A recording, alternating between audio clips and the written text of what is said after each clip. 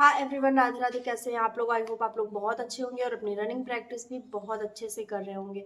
तो कंटिन्यू अपनी running practice करते रहिए, क्योंकि आप सबको पता है कि रिजल्ट जो है अब मतलब अब किसी भी दिन आ जा सकता है। कल भी आ सकता है, परसों भी आ सकता है, 2 दिन बाद, 4 दिन बाद, 5 दिन बाद, किसी भी दिन रिजल्ट जो है वो आपके सामने होगा, हमारे सामने होगा।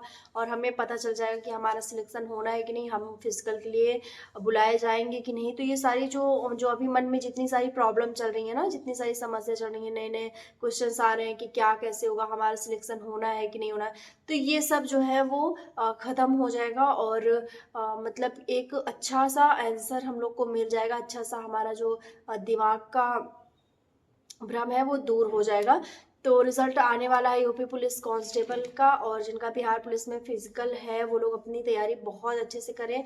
जिन यूपी में भी बहुत सारे ऐसे स्टूडेंट हैं जिनका बिहार फिजिकल होगा, तो वो लोग बहुत अच्छे से फिजिकल की प्रिपरेशन करें, और इस बार फिजिकल आप इतना बेस्ट दे के आए कि आपका सिलेक्शन कोई भी ना रोक पाए। ठीक है, तो आज की ये जो वीडियो है ये थोड़ी सी मतलब मैं कह सकती हूँ कि ये वीडियो बहुत अच्छी होने वाली है आपके लिए।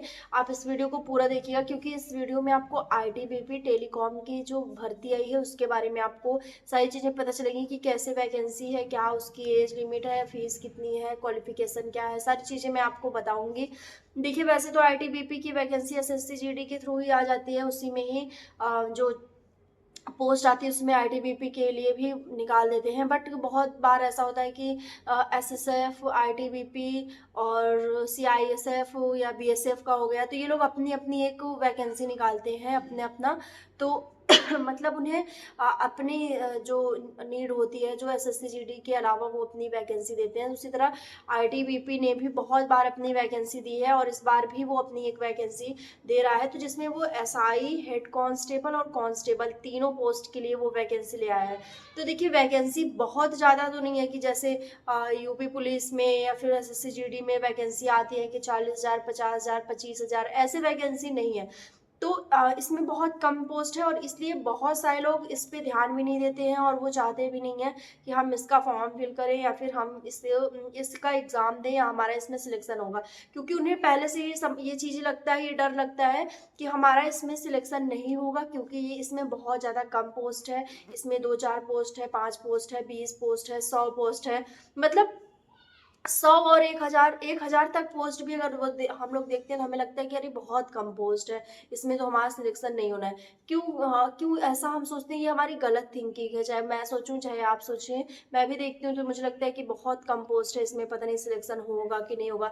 बट हमको केवल एक सीट से मतलब है, और हमको अपनी स्टडी से मतलब है कि हम अपनी स्टडी को कितना अच्छा बेस्ट मतलब बना सकते हैं जिससे हमारा सिलेक्शन हो जाए। ठीक है, बहुत सारे ऐसे ऐसे कैंडिडेट हैं जिनका यूपी पुलिस में 49,000 में सिलेक्शन नहीं हुआ, फिर जेल वार्डन में उनका सिलेक्शन हो गया, बहुत कम पोस्ट थी उसमें। ठीक है, तो उनको जब उनका यूपी पुलिस में सिलेक्शन नहीं हुआ तो बहुत सारे लोगों ने उनको कहा कि तुम इतनी बड़ी भर्ती में तुम्हारा सिलेक्शन नहीं होगा, हुआ तो इसमें कैसे हो जाएगा, मतलब इस तरह की चीज़। अब जैसे इसी 60,244 में हर बच्चे का सिलेक्शन तो होना नहीं है, होना तो केवल 60,244 बच्चों का ही होना है।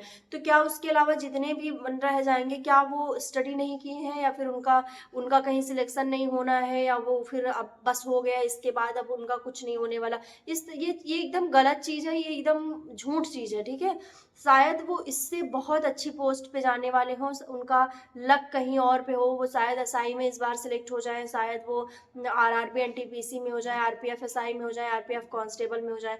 तो कहीं ना कहीं तो सिलेक्ट उनको होना ही है। ठीक है, किसी रीजन से अगर वो यूपी पुलिस कांस्टेबल में रह जाते हैं तो चाहे फिजिकल में रह जाए, मेडिकल में रह जाए, तो यही चीज़ है कि हमारे अंदर जो डर बन जाता है कि हमारा आईटीबीपी में इतना कम पोस्ट आई है, तो कैसे हमारा सिलेक्शन होगा। तो मैं बता दूं कि इसमें जो एसआई की पोस्ट आई है वो 92 है, और हेड कांस्टेबल की 383 पोस्ट है, और कांस्टेबल की 51 पोस्ट है। ठीक है, इतनी ही पोस्ट आई है, आईटीबीपी ने अपनी भर्ती निकाली है, मतलब टोटल 526 पोस्ट आपको इसमें देखने को मिलेंगे। ठीक है, तो शायद आपका लक बहुत अच्छा हो कि आपका सिलेक्शन इसमें हो जाए। तो अगर आप इसके क्वालिफिकेशन में हैं, आपकी इतनी क्वालिफिकेशन है, तो आप ये फॉर्म बिल्कुल फिल करिए, और अपना लक आजमाइए, अपनी किस्मत आजमाइए, अपनी मेहनत दिखाइए, और अपना सिलेक्शन इसमें श्योर कर लीजिए। तो इसका फॉर्म जो है वो 15 नवंबर से स्टार्ट हो गया है, और 14 नवंबर तक इसकी लास्ट डेट है। ठीक है, 15 नवंबर यानी कि कल से इसका फॉर्म स्टार्ट हो गया है और 14 नवंबर तक इसकी लास्ट डेट है। और ये इसमें एक सबसे बड़ी बात पता है क्या, कि जैसे एसएससी में कोई भी वैकेंसी जब आती है, उसमें सिलेक्शन होता है, तो उसमें ऑफिस वर्क बहुत रेयर है होता है कि आपको ऑफिस वर्क दिया जाए, वरना आपको ऑफिस वर्क नहीं दिया जाता। आपकी ड्यूटी लगेगी, आपको जैसा आपने देखा होगा कि आपको कहीं खड़े रहने के मतलब आउटडोर आपकी ड्यूटी ज़्यादा लगेगी। आपको ऐसा नहीं कि आपको ऑफिस वर्क दिया जाए, ऑफिस में काम दिया जाए, ये चीज़ उसमें नहीं होती है, ठीक है, बहुत कम चांसेस होते हैं। बट ये जो आईटीबीपी टेलीकॉम की भर्ती है, इसमें आपको ऑफिस वर्क रहेगा, ठीक है, इसमें आपको ऑफिस वर्क रहेगा, आपको ऑफिस में काम करना पड़ेगा। और इसकी फीस जो है एसआई की, जब जब आप फॉर्म मतलब फिल करेंगे तो आपका 200 है, और हेड कांस्टेबल का 100 है, और कांस्टेबल का भी 100 है। और फीमेल वो चाहे किसी भी कैटेगरी की हो, उनकी कोई फीस नहीं है, उनकी फीस शून्य है। तो अगर आप चाहें तो आप ये भर्ती को आप फिल कर सकते हैं। और इसमें जो एसआई के लिए क्वालिफिकेशन है वो बीएससी होनी चाहिए फिजिक्स केमिस्ट्री मैथ से आपकी, या फिर बीएससी नहीं है तो बीटेक होना चाहिए आपका। अगर बीटेक भी नहीं है तो आपका बैचलर इन कंप्यूटर एप्लीकेशन में, आपका मतलब उसमें बैचलर होना चाहिए कंप्यूटर एप्लीकेशन में। और या फिर ये भी नहीं है तो आपका इलेक्ट्रॉनिक कम्युनिकेशन होना चाहिए, मतलब इसमें से कुछ ना कुछ तो आपका होना ही चाहिए, ठीक। तो बीएससी फिजिक्स केमिस्ट्री मैथ से इसके तो बहुत सारे स्टूडेंट हैं। अब देखिए इतनी अगर क्वालिफिकेशन रख दी है, तो जैसे जीडी में क्या होता है कि सब फॉर्म फिल कर देते हैं, बट इसमें 40% 50% मैं मान के चलती हूँ कि लोग इसमें कट हो जाते हैं, ऐसे ही वो कट हो जाते हैं, ठीक। फिर जो हेड कांस्टेबल है उसमें आपका क्वालिफिकेशन 12th पास होना चाहिए फिजिक्स केमिस्ट्री मैथ में, 45% आपका होना चाहिए मिनिमम। और या फिर आप 10th पास हैं तो आपका आईटीआई होना चाहिए, ठीक है। या फिर आप 10th पास हैं तो आपका साइंस साइड हो, और 3 साल का डिप्लोमा कोई भी हो, ठीक है, चाहे पॉलिटेक्निक हो या फिर कुछ भी डिप्लोमा आपका हो, 3 साल का होना चाहिए। तो इसमें से एक चीज़ आप फॉलो करिए, तब आप इसके फॉर्म भरने की एलिजिबिलिटी आपके अंदर रहेगी। और जो कांस्टेबल का रहेगा जिसमें 51 पोस्ट है, उसमें केवल आपका 10th होना चाहिए, किसी भी बोर्ड से होना चाहिए 10th बस, और कुछ भी नहीं होना चाहिए उसमें। तो ये मैंने आईटीबीपी टेलीकॉम की भर्ती के बारे में आपको थोड़ा सा हिंट दे दिया है, बता दिया है कि कैसे क्वालिफिकेशन क्या।